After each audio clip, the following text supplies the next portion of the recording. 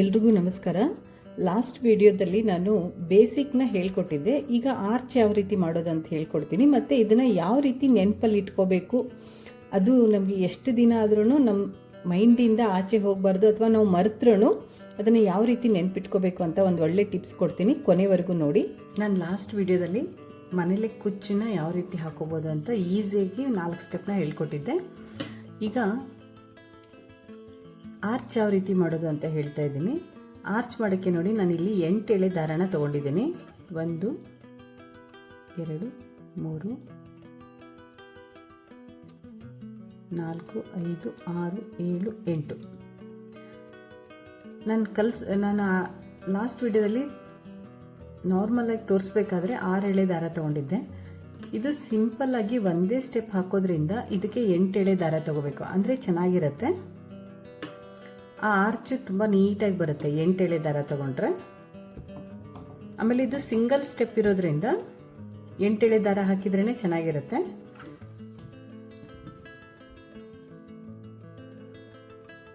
First lock ಮಾಡಬೇಕು.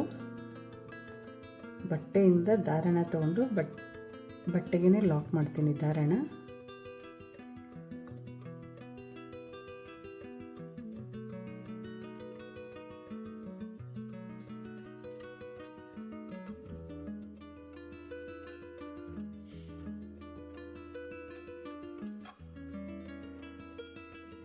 ಎರಡು ಸರಿ ಲಾಕ್ ಮಾಡಿದರೆ ಸ್ವಲ್ಪ ಗಟ್ಟಿಯಾಗುತ್ತೆ.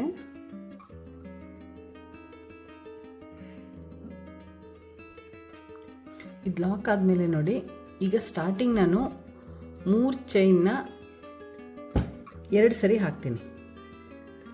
1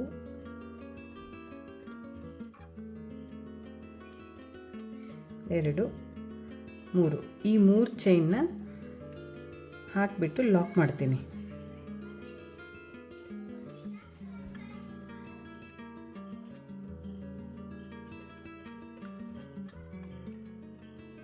ಸ್ವಲ್ಪ 8 ಎಳೆ ದಾರ ಆಗಿರೋದ್ರಿಂದ ಸ್ವಲ್ಪ ಸೂಜಿಯಿಂದ ಬಿಡ್ತಾ ಇರುತ್ತೆ, ಸ್ವಲ್ಪ ನೋಡ್ಕೊಂಡು ಹಾಕೋಬೇಕು.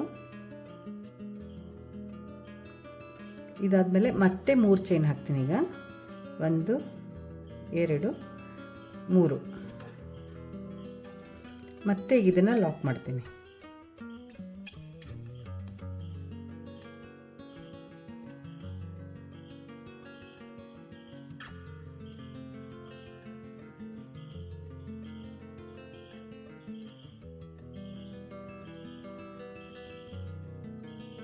ಇದಾದಮೇಲೆ ನೋಡಿ, ಸ್ಟಾರ್ಟಿಂಗ್ ಏನು ಮಾಡಬೇಕು ಗೊತ್ತಾ, ನಾವು ಸೀರೆ ಮೇಲೆ ಹಾಕ್ತೀವಿ ಅಂದಾಗ ಸ್ಟಾರ್ಟಿಂಗ್ ಮಾತ್ರ 3 ಚೈನ್ರದ್ದು 2 ಸರಿ ಹಾಕಬೇಕು.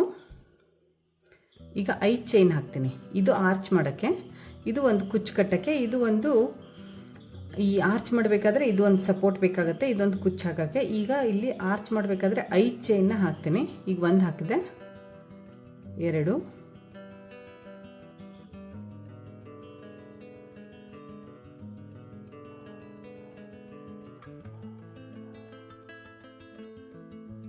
3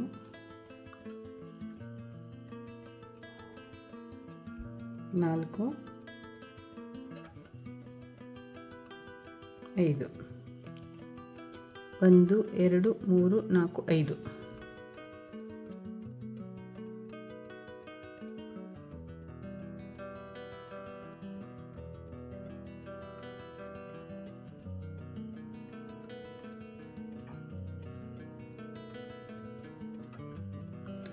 ಇದು ನೋಡಿ, ಈ ಥರ ಸ್ವಲ್ಪ ಹಿಂಗೆ ರೌಂಡ್ ಬರಬೇಕಿದ್ದು, ಆವಾಗ ನಿಮಗೆ ಕುಚ್ಚು ಸರಿ ಬರುತ್ತೆ. ಇಲ್ಲಾಂದರೆ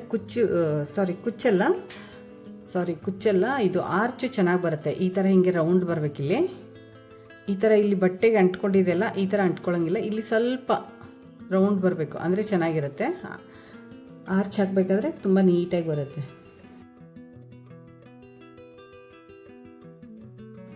ಈಗ ಮತ್ತೆ 3 ಚೈನ್ನ 3 ಸರ್ತಿ ಹಾಕಬೇಕು. ಅದು ಯಾಕೆ 3 ಚೈನ್ನ ಈಗ 3 ಸರಿ ಯಾಕೆ ತೊಗೋಬೇಕಂತಂದರೆ, ನೀವು ಮುಂದೆ ಆರ್ಚ್ ಹಾಕಬೇಕಾದ್ರೆ ನಿಮ್ಗೆ ಗೊತ್ತಾಗತ್ತೆ.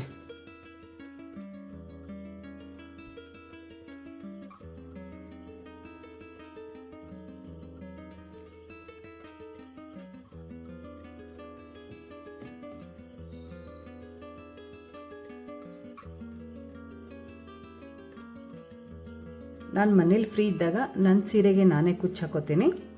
ನನಗೆ ಟೆನ್ಷನ್ನೇ ಇರಲ್ಲ, ಯಾವುದಾದ್ರೂ ಫಂಕ್ಷನ್ ಬರುತ್ತೆ ನನ್ನ ಸೀರೆ ಕುಚ್ಚು ಫಾಲು ಎಲ್ಲ ಹಾಕಬೇಕು ಅಂತ.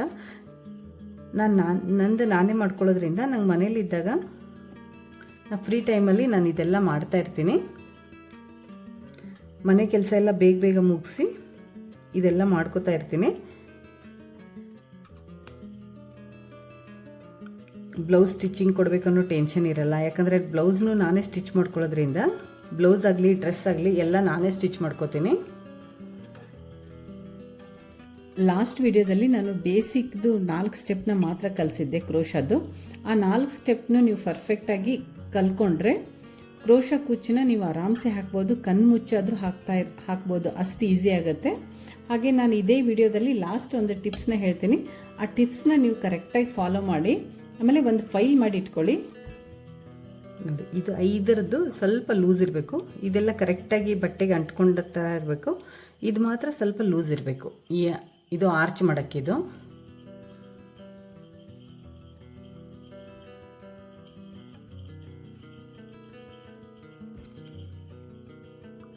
ಫಸ್ಟಿಗೆ ಇದನ್ನು ಬಟ್ಟೆ ಮೇಲೆ ಈ ಥರ ಎಲ್ಲ ಪ್ರಾಕ್ಟೀಸ್ ಮಾಡಿ, ಆಮೇಲೆ ಸೀರೆ ಮೇಲೆ ನಿಮ್ಗೆ ಹಾಕೋಕ್ಕೆಲ್ಲ ಈಸಿ ಆಗುತ್ತೆ. ನಾವೇ ಕುಚ್ಚು ಹಾಕೋಲ್ಲಿ ಅಥವಾ ಬೇರೆಯವ್ರ ಕಡೆ ಏನಾದರೂ ಹಾಕಕ್ಕೆ ಕೊಟ್ರೂ ನಾವು ಡಿಸೈನ ಯಾವ ಥರ ಸೆಲೆಕ್ಟ್ ಮಾಡಬೇಕಂದ್ರೆ ಸ್ಯಾರಿದು ವೇಟ್ ಯಾವ ಥರ ಇದೆ ಅಥವಾ ಪಲ್ಲುನಲ್ಲಿ ಡಿಸೈನು ಮತ್ತು ವೇಟು, ಪಲ್ಲು ವೇಟ್ ಇದ್ದರೆ ಡಿಸೈನ್ನ ಹೆವಿಯಾಗಿ ಸೆಲೆಕ್ಟ್ ಮಾಡಿದರೂ ಚೆನ್ನಾಗಿ ಕಾಣಿಸುತ್ತೆ. ತುಂಬ ಲೈಟ್ ವೇಟ್ ಪಲ್ಲು ಇದ್ದಾಗ ತುಂಬ ಹೆವಿ ಡಿಸೈನ್ ಹಾಕಿದರೆ ಚೆನ್ನಾಗಿರಲ್ಲ. ಸ್ವಲ್ಪ ಲೈಟ್ ವೇಟ್ ಡಿಸೈನ್ ಹಾಕಿದರೆ ಚೆನ್ನಾಗಿ ಕಾಣಿಸುತ್ತೆ. ಇಲ್ಲ ಅಂದರೆ ಪಲ್ಲು ತುಂಬ ಒಂಥರ ಹೆವಿ ಆದಂಗೆ ಕಾಣಿಸ್ತಾ ಇರುತ್ತೆ, ನೋಡೋಕ್ಕೂ ನೀಟಾಗಿರಲ್ಲ. ಇದರಲ್ಲಿ ಬೀಡ್ಸನ್ನು ಹಾಕೋಬೋದು, ಬೇಕಂದರೆ ಮಧ್ಯೆ ಒಂದು ಬೀಡ್ಸ್ ಹಾಕಿದ್ರೂ ಇನ್ನೂ ಚೆನ್ನಾಗಿ ಕಾಣಿಸುತ್ತೆ. ಆಮೇಲೆ ಡಬಲ್ ಕಲರನ್ನು ಹಾಕೋಬೋದು. ಇದು ಸಿಂಗಲ್ ಕಲರಲ್ಲಿ ನಾನು ತೋರಿಸ್ತಾ ಇದ್ದೀನಿ, ಬೇಕಂದವರು ಡಬಲ್ ಕಲರಲ್ಲೂ ಹಾಕ್ಬೋದು. ಆಮೇಲೆ ಈಗ ಬೀಡ್ಸು ವೆರೈಟಿ ಬಂದಿದೆ. ಆ ಬೀಡ್ಸ್ ಯಾವ ಥರ ತೊಗೋಬೇಕನ್ನೋದು ನಾನು ನೆಕ್ಸ್ಟ್ ವೀಡಿಯೋದಲ್ಲಿ ಹೇಳ್ತೀನಿ. ಇದು 2 ಕುಚ್ಚಾಯಿತು. ಈಗ 3ನೇ ಕುಚ್ಚಿದ್ದು ರೆಡಿ ಮಾಡಿ ತೋರಿಸ್ತೀನಿ ನೋಡಿ.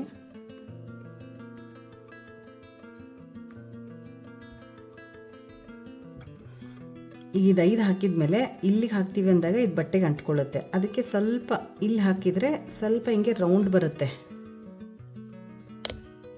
8 ಎಳೆ ದಾರ ಆಗಿರೋದ್ರಿಂದ ಅವಾಗವಾಗ ದಾರ ಬಿಟ್ಕೋತಾ ಇರುತ್ತೆ, ಅದನ್ನು ನೋಡಿಕೊಂಡು ಸರಿ ಮಾಡ್ಕೊಂಡು ಹಾಕಬೇಕು.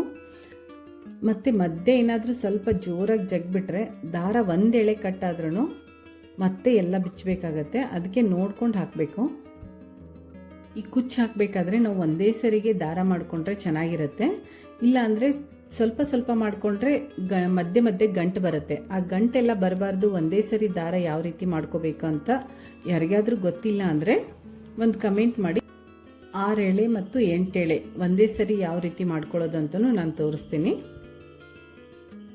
ನಾವು ಸ್ಯಾರಿಗೆ ಆಗಲಿ ನಾವು ಪ್ರಾಕ್ಟೀಸ್ ಮಾಡಬೇಕಾದ್ರೂ ಹೇಳ್ತೀನಿ, ಈ ಬೇಸ್ ಲೈನ್ ಏನು ಹಾಕ್ತಾ ಇದ್ದೀನಲ್ಲ, ಈ ಬೇಸ್ ಲೈನು ಸುಕ್ಕಾಗಬಾರ್ದು. ಇದು ಸುಕ್ಕಾದರೆ ನಾವು ಹಾಕೋ ಡಿಸೈನ್ ಎಲ್ಲ ವೇಸ್ಟ್ ಆಗುತ್ತೆ. ಆ ಡಿಸೈನ್ ಕೂಡ ಸುಕ್ಕಾಗೇ ಬರುತ್ತೆ. ಈ ಬೇಸ್ ಲೈನ್ನ ನೀವು ಎಷ್ಟು ಪ್ರಾಕ್ಟೀಸ್ ಮಾಡ್ತೀರಾ ಅಷ್ಟು ಚೆನ್ನಾಗಿರುತ್ತೆ.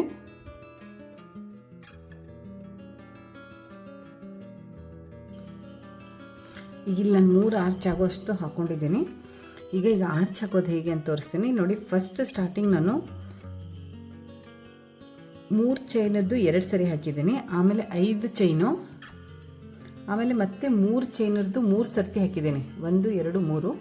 ಮತ್ತು ಅದಾದಮೇಲೆ 5 ಚೈನದ್ದು 1 ಸರಿ ಹಾಕಿದ್ದೀನಿ. ಅದಾದಮೇಲೆ ಮತ್ತೆ 3 ಚೈನ್ ಹಾಕಿ ಲಾಸ್ಟಿಗೆ 5 ಚೈನ್ ಹಾಕಿ ಮತ್ತೆ ಲಾಸ್ಟ್ ಎಂಡಿಗೆ 3 ಚೈನ್ದು 2 ಸರಿ ಮಾತ್ರ ಹಾಕಿದ್ದೀನಿ. ಎಂಡಿಗೆ ಮತ್ತು ಫಸ್ಟಿಗೆ ಸ್ಟಾರ್ಟಿಂಗ್ ಮಾತ್ರ 2 ಸರಿ 3 ಚೈನ್ ಹಾಕ್ಕೊಂಡಿದ್ದೀನಿ.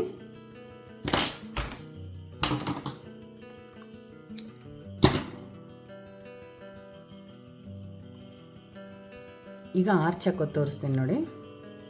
ನಾನು ಫಸ್ಟ್ ವಿಡಿಯೋದಲ್ಲಿ ಹೇಳಿದೆ, ಒಂದೊಂದು ಸರಿ ಈ ಆರ್ಚ್ ಹಾಕಬೇಕಾದ್ರೆ ನಾನು ಬರೀ ಲಾಸ್ಟ್ ವಿಡಿಯೋದಲ್ಲಿ 4 ಚೈನ್ ಹಾಕಿರೋದು ತೋರಿಸಿದೆ, ಅದು ಬರೀ ಪ್ರಾಕ್ಟೀಸಿಗೆ ಅಂತ. ನಾನು ಅವತ್ತೂ ಹೇಳಿದೆ ಒಂದು ಸರಿ 3 4 5 ಬರುತ್ತೆ ಅಂತ. ಈಗ ಅದೇ ಥರ ಬಂದಿದೆ ನೋಡಿ.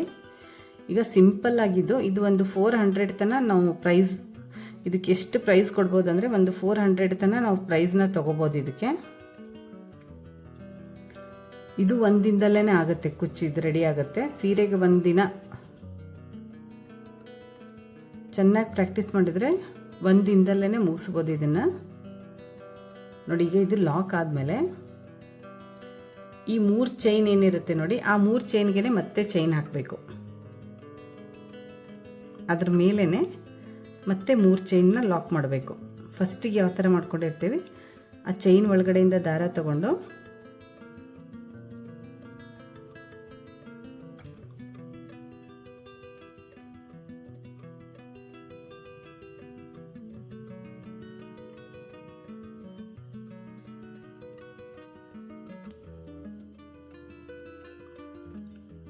ಇದಾದಮೇಲೆ ಇಲ್ಲಿ ಲಾಕ್ ಇರುತ್ತೆ ನೋಡಿ, ಈ ಲಾಕಲ್ಲೇ ಮತ್ತೆ ಒಂದ್ಸರಿ ಲಾಕ್ ಮಾಡಬೇಕು. ಇದನ್ನು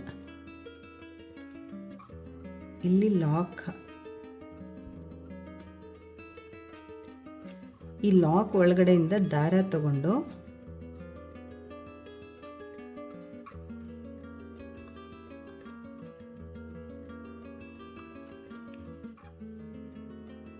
ಇದನ್ನು ಲಾಕ್ ಮಾಡಬೇಕು. ಇದಾದಮೇಲೆ ನೋಡಿ ಈಗ ಆರ್ಚ್ ಹಾಕೋದು ತೋರಿಸ್ತೇನೆ. ಈಗ ಸೂಜಿ ಮೇಲೆ ಒಂದ್ಸರಿ ದಾರ ತಗೊಂಡು ಈ ಮಧ್ಯ ಒಂದು 3 ಚೈನ್ ಇದೆಯಲ್ಲ ಅದನ್ನು ಗ್ಯಾಪ್ ಮಾಡಿ 5 ಈ 3 ಚೈನ್ನ ಗ್ಯಾಪ್ ಮಾಡಿ ಡೈರೆಕ್ಟಾಗಿ ಈ 5 ಚೈನ್ನ ಹಾಕಿರ್ತೀವಲ್ಲ ಅದರಲ್ಲಿ ಸೂಜಿ ಹಾಕಿ ಮತ್ತೆ ಒಂದ್ಸರಿ ದಾರ ತೆಗಿಬೇಕು. ದಾರ ತೆಗೆದು 2ರಲ್ಲಿ ಒಂದ್ಸರಿ, ಈ 2ರಲ್ಲಿ ಒಂದ್ಸರಿ ದಾರ ತೆಗಿಬೇಕು. ಮತ್ತೆ ಇದು 2 ಉಳ್ಕೊಂಡಿರತ್ತಲ್ಲ ಇದರಲ್ಲಿ ಮತ್ತೆ ಒಂದ್ಸರಿ ದಾರ ತೆಗೆದ್ರೆ ಇದು ಡಬಲ್ ಕ್ರೋಶಾ. ಈ ಡಬಲ್ ಕ್ರೋಶಾ ಹಾಕಿದ್ದು ನೀಟಾಗಿ ಕಾಣಿಸ್ಬೇಕಂದ್ರೆ ನೋಡಿ, ನಾನು ಫಸ್ಟು ಸೂಜಿಯಿಂದ ಫಸ್ಟ್ 2 ಸರಿ ಏನು ತೊಗೋತೀನಲ್ಲ, 2 ಸರಿ ತೊಗೋಬೇಕಾದ್ರೆ ಏನು ಹೈಟ್ ಮಾಡಿರ್ತೇನೋ ಅದೇ ಹೈಟನ್ನು ನೆಕ್ಸ್ಟ್ 2 ಸರಿ ದಾರದಲ್ಲಿ ತೊಗೋಬೇಕಾದ್ರೆ ಅದೇ ಹೈಟಲ್ಲಿ ತೊಗೊಂಡಾಗ ಮಾತ್ರ ನೋಡಿ ಅದು ಚೆನ್ನಾಗಿ ಕಾಣಿಸುತ್ತೆ. ಆಮೇಲೆ ಡಬಲ್ ಕ್ರೋಶಾ ಅನ್ನೋದು ನೀಟಾಗಿ ಕಾಣಿಸುತ್ತೆ. ಇಲ್ಲ ಅಂದರೆ ಒಂಥರ ಸುಕ್ಕ ಕಾಣಿಸುತ್ತೆ. ಆಮೇಲೆ ನೀಟಾಗಿ ಆರ್ಚ್ ಬರಲ್ಲ. ಆರ್ಚ್ ನೀಟಾಗಿ ಬರಬೇಕಂದ್ರೆ ಇದು ಫಸ್ಟ್ ದಾರ ತಗೊಂಡು 2 ಸರಿ ದಾರದಲ್ಲಿ ಏನು ಎಳಿತೀವಿ ನೋಡಿ, ಇದೇನು ಹೈಟ್ ಇದೆಯಲ್ಲ ಅದೇ ಹೈಟನ್ನು ಮತ್ತೆ ಮಾಡಿಕೊಂಡು 2 ಸರಿ ತೊಗೋತೀವಲ್ಲ ಅದು ಆವಾಗ ಚೆನ್ನಾಗಿ ಕಾಣಿಸುತ್ತೆ. ಆಮೇಲೆ ಈ ಡಬಲ್ ಕ್ರೋಶಾ ಹಾಕಬೇಕಾದ್ರೂ ಅಷ್ಟೇ, ಈ 5ರಲ್ಲಿ ಅದು ಎಷ್ಟು ಹಿಡಿಯುತ್ತೋ ಅಷ್ಟೇ ಹಾಕಬೇಕು. ನಾನು ಮುಂದೆ ಹೇಳ್ತೀನಿ ಅದು ಎಷ್ಟು ಹಿಡಿಯುತ್ತೆ, ಎಷ್ಟು ಹಾಕಬೇಕು ಅಂತ. ತುಂಬಾ ಹಾಕಿದ್ರೂ ಆರ್ಚ್ ಚೆನ್ನಾಗಿ ಕಾಣಿಸಲ್ಲ, ತುಂಬ ಕಡಿಮೆನೂ ಹಾಕಿದ್ರೂ ಚೆನ್ನಾಗಿರಲ್ಲ. ಇದರಲ್ಲಿ ಎಷ್ಟು ಸರಿ ಹಾಕಬೇಕಂದ್ರೆ ಇಲ್ಲಿ 5 ಹಾಕಿರ್ತೀವಲ್ಲ 5 ಚೈನ್ಗೆ ಮಿನಿಮಮ್ 10 ಹಾಕಬೇಕಾಗತ್ತೆ. ಒಂದೊಂದು ಸರಿ 10 ಬರುತ್ತೆ, ಇಲ್ಲಾಂದರೆ ಒಂದೊಂದು ಸರಿ 12 ಬರುತ್ತೆ. ಡಬಲ್ ಕ್ರೋಶಾ 10 ಬರುತ್ತೆ, ಇಲ್ಲಾಂದರೆ 12 ಬರುತ್ತೆ. ನಮಗೆ ಇದರಲ್ಲಿ ಜಾಗ ಎಷ್ಟಿರುತ್ತೋ ಅಷ್ಟು ಹಾಕಬೇಕು.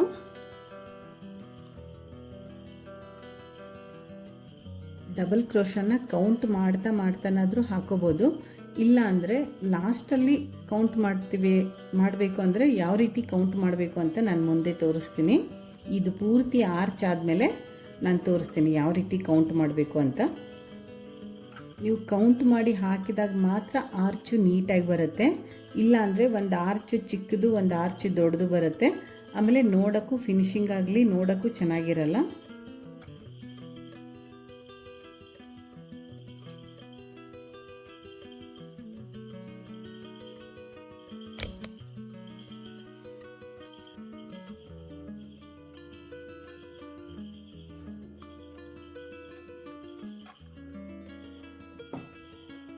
ಈಗ ಎಷ್ಟಾಗಿದೆ ಅಂತ ತೋರಿಸ್ತೀನಿ ನೋಡಿ.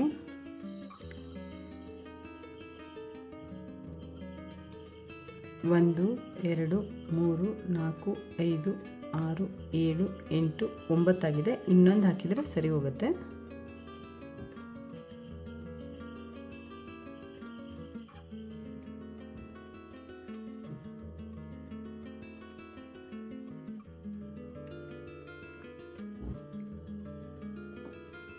ಇದಾದಮೇಲೆ ಈಗ ಇದನ್ನು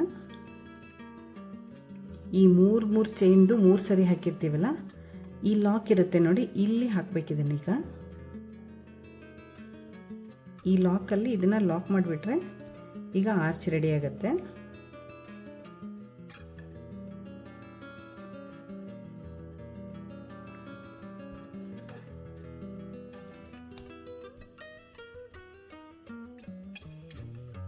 ಈ ಲಾಕ್ ಇರುತ್ತೆ ನೋಡಿ, ಈ ಲಾಕಲ್ಲಿ ಇದನ್ನು ಹಾಕಬೇಕು.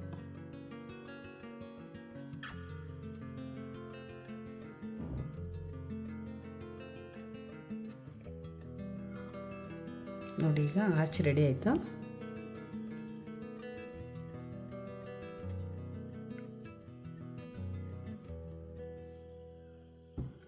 ಈಗ ಮತ್ತೆ ಈ ಚೈನಲ್ಲಿ ಮತ್ತೆ 3 ಚೈನ್ ಹಾಕಬೇಕು. ಈ 3 ಚೈನ್ ಏನು ಹಾಕಿರ್ತೀವಿ ನೋಡಿ, ಇದ್ರ ಮಧ್ಯೆನೇ ಕುಚ್ಚು ಬರಬೇಕು. ಇದ್ರ ಮಧ್ಯೆ ಕುಚ್ಚು ಬರೋಕ್ಕೆ ಅಂತಲೇ ಈ 3 ಚೈನ್ನ ಮತ್ತೆ 3 ಚೈನ್ ಹಾಕಿ ಲಾಕ್ ಮಾಡಬೇಕು.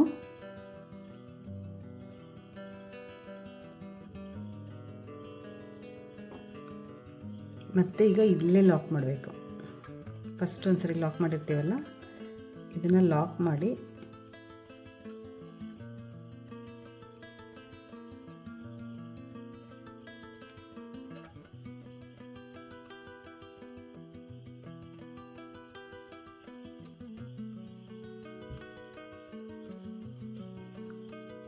ಈಗ ಮತ್ತೆ ಡಬಲ್ ಕ್ರೋಶೆ ಹಾಕ್ತೇನೆ. ಸೂಜಿ ಒಳಗಡೆಯಿಂದ ದಾರ ಮತ್ತು ದಾರದಲ್ಲಿ ಸೂಜಿ ತೊಗೊಂಡ್ರೆ 3 ಸರಿ ಆಗುತ್ತೆ. 1 2 3 ಇರುತ್ತಲ್ಲ, 1 ಸರಿ 2 ಮತ್ತು 1 ಸರಿ 2 ತೊಗೊಂಡ್ರೆ ಇದು ಡಬಲ್ ಕ್ರೋಶೆ.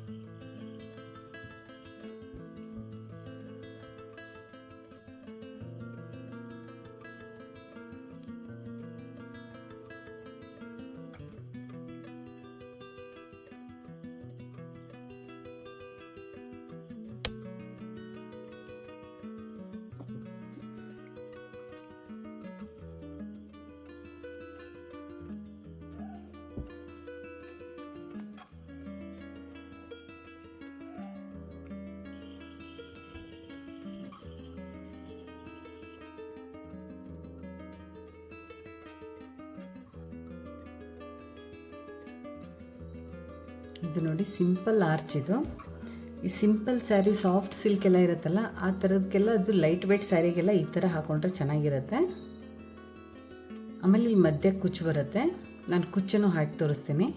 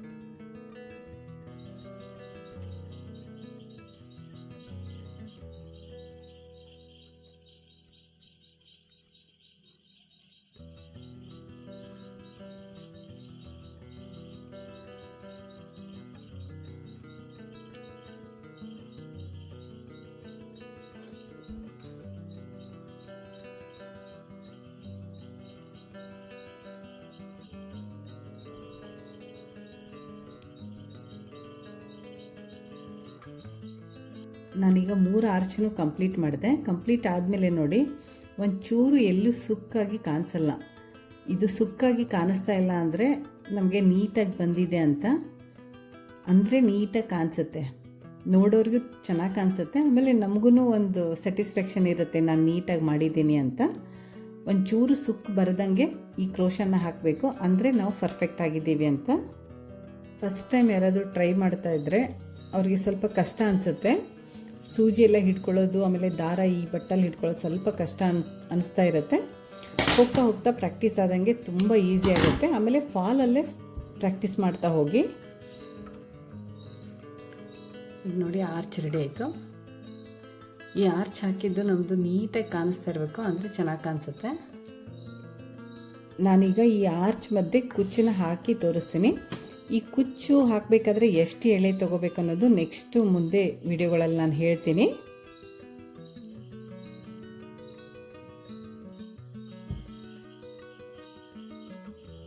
ಕುಚ್ಚು ಹಾಕಿದ ಮೇಲೆ ನೋಡಿ ಎಷ್ಟು ನೀಟಾಗಿ ಕಾಣಿಸುತ್ತೆ. ಇದು ಸಿಂಪಲ್ ಸ್ಯಾರಿಗೆಲ್ಲ ಹಾಕೋಕ್ಕೂ ತುಂಬ ಚೆನ್ನಾಗಿರುತ್ತೆ.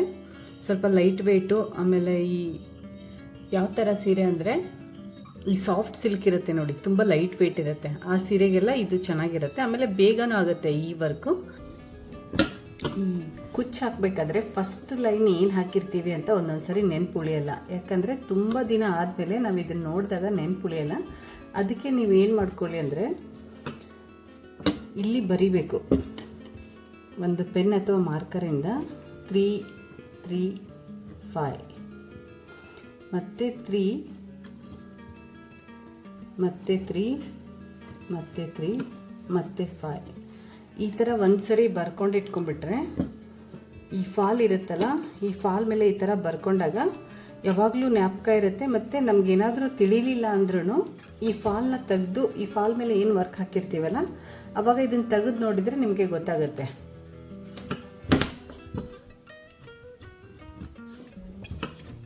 ಈ ಥರ ಬರ್ದಿಟ್ಕೊಂಡಾಗ ನೆನಪಾಗುತ್ತೆ. ಈ ಥರ ಹಾಕ್ಕೊಂಡು ಫಸ್ಟ್ಗೆ ಬರ್ದಿಟ್ಕೊಂಬಿಡಿ, ಅಂದರೆ ಗೊತ್ತಾಗುತ್ತೆ. ಯಾವಾಗ ನೋಡಿದ್ರೂ ನಮಗೆ ಈಸಿಯಾಗಿ ಗೊತ್ತಾಗುತ್ತೆ. ನಾನು ಪ್ರತಿ ಸರಿ ಕುಚ್ಚು ಹಾಕುವಾಗ ಏನಾದರೂ ಒಂದು ಟಿಪ್ಸ್ನ ಹೇಳ್ತಾ ಇರ್ತೀನಿ. ಈ ವಿಡಿಯೋ ಇಷ್ಟ ಆದರೆ ಲೈಕ್ ಮಾಡಿ, ಶೇರ್ ಮಾಡಿ, ಸಬ್ಸ್ಕ್ರೈಬ್ ಮಾಡಿ. Thank you. See you again. Bye.